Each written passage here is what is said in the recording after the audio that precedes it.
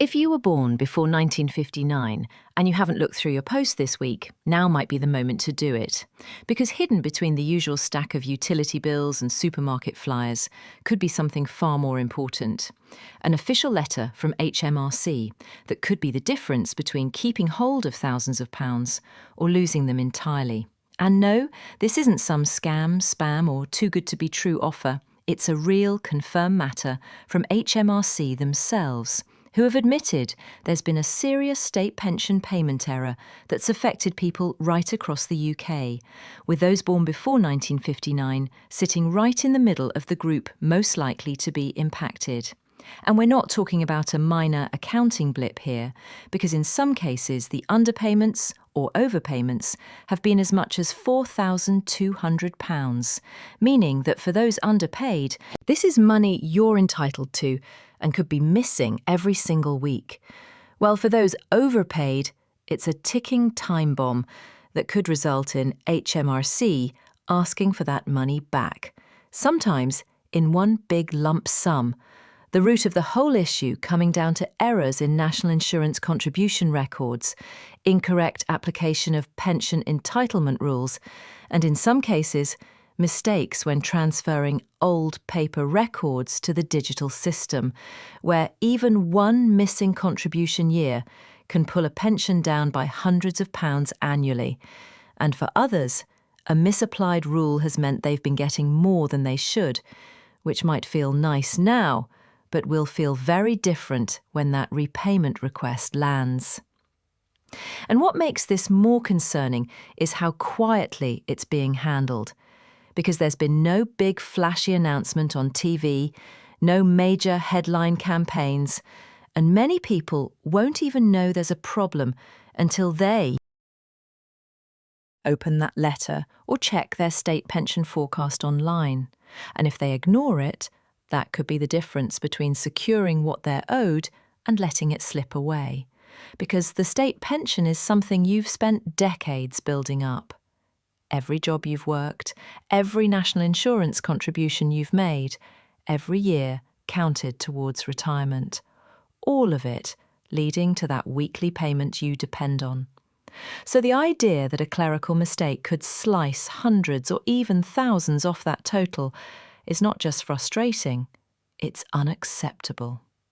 But there is good news, because you can take action by checking your state pension forecast today, comparing it against your contribution record, and if something doesn't add up, contacting HMRC to have it reviewed.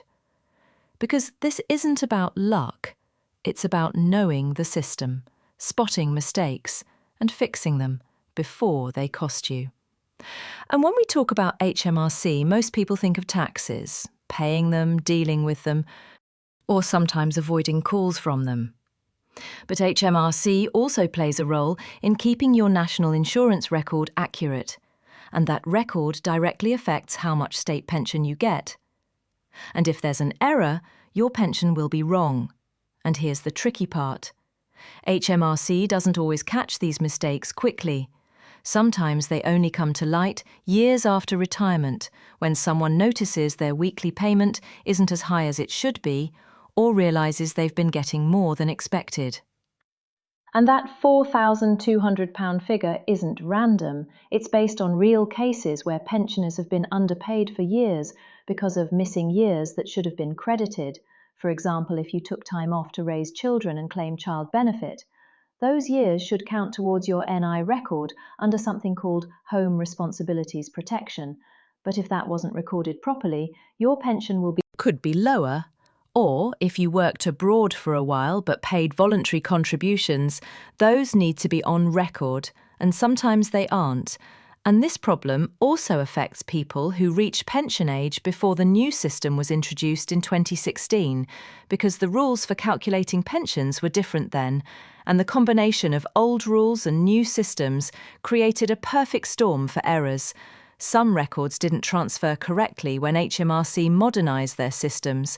Others were affected by human error when paper files were digitised.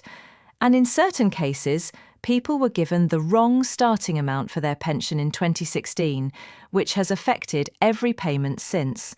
And public reaction to this has been mixed, some shocked, some quietly resigned, some believing that with rising life expectancy and changing economic pressures, adjustments might have been inevitable. But the big question is whether it was fair to introduce such a significant change without enough notice or a safety net for those most affected. And over the last week, campaign groups have been stepping up calls for the government to carry out a proper impact assessment, with the National Pensioners' Convention arguing that any increase in pension age should be phased in over at least a decade to allow people to adjust their retirement plans, warning that rushing it will hit hardest those in physically demanding jobs who simply cannot keep working longer, even if they want to. And another issue being debated is equality, because historically, changes to pension age have sometimes impacted women more severely, particularly those born in the 1950s, caught in the so-called women against state pension inequality situation. And now some MPs are worried this new proposal could cause another wave of unfairness, especially for those already struggling financially. And in a recent debate, one opposition MP told the story of a 64-year-old woman named Margaret, who after over 4 decades working in a factory had been counting down the months to retirement, planning everything: mortgage paid off, budget set for a reduced income, even volunteering at her local community centre. But now, with new pension age rules being discussed, she could face working another 2 years in a physically demanding role that's affecting her health. And the MP's point was simple. This isn't just about numbers, it's about people's lives and the dignity they deserve. While the government says no final decision has been made yet, with the Department for Work and Pensions promising to consult widely and communicate any changes clearly before implementation. But leaked documents, reported by several news outlets, suggest that, behind closed doors, officials are leaning towards a faster increase in the pension age to cut state spending. A move critics say is short-sighted because it ignores the long-term social costs, and public protests are now appearing across the country, with hundreds gathering in Manchester holding banners saying, "Hands off our pensions," and "We've earned our rest." Similar demonstrations happening in Birmingham, Glasgow and Cardiff, and organisers planning a national day of action that could see thousands on the streets, demanding the government scrap or slow down the proposals. And on social media, the fight is growing, with hashtags like PensionsHock and retirement rights trending as people share their personal stories and rally support, with some online petitions already passing 200,000 signatures in less than a week. And experts warning that whatever decision is made will have consequences far beyond today's pensioners.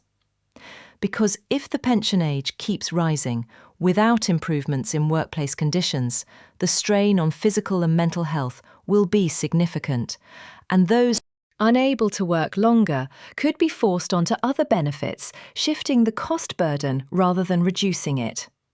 So in the coming weeks, all eyes will be on Westminster as MPs debate the proposals and the Prime Minister faces pressure to either abandon the plan or add safeguards like exemptions for manual workers or those with long contribution histories.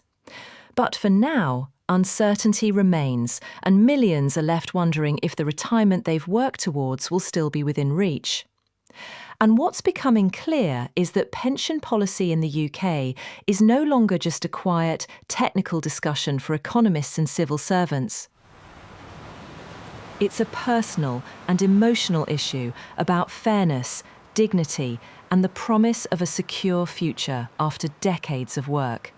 And whether the government listens will shape not just this pension age debate, but the trust people place in the entire system, especially when administrative mistakes from HMRC have already damaged confidence, because the fact that such large errors could go undetected for years reveals deeper issues in record keeping and oversight.